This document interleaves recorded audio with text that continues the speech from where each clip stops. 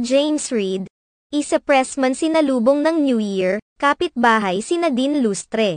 Sa pagsalubong ng taong 2024, nina James Reid at Isa Pressman ay tila sinalubong rin sila ng pambabatikos mula sa mga bashers na hindi pa rin makaget over sa kanilang relasyon. Umaani ngayon ng samut-saring komento at pambabatikos mula sa mga netizens ang ibinahaging video ng celebrity couple na sina James Reid at Isa Pressman matapos mapansin ng mga netizens ang tila pagkakatulad sa ibinahaging photos naman ng kanyang ex-girlfriend na si Nadine Lustre.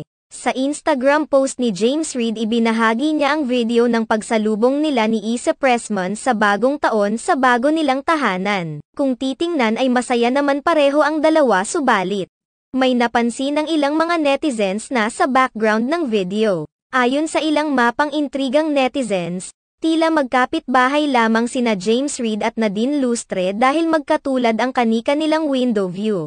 May mga nagkumpara pa muli kina Nadine Lustre at Isa Pressman sa kung sino ang mas maganda at sa kung sino ang mas blooming sa ngayon.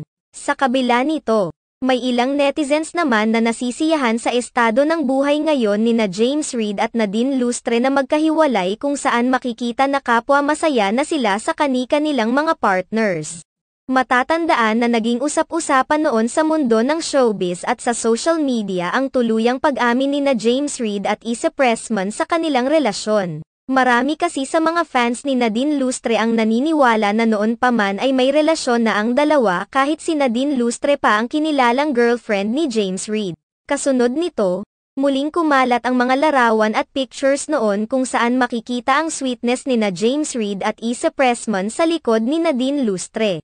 Sa pagpasok ng panibagong taon, hiling naman ng ilang mga fans ng dalawa na sana ay tumigil na ang mga bashers sa pang-iintriga at tanggapin na lamang na hindi talaga para sa isa't isa sina James Reid at Nadine Lustre dahil kapwa. Masaya na ang mga ito sa ngayon kasama ang bagong minamahal.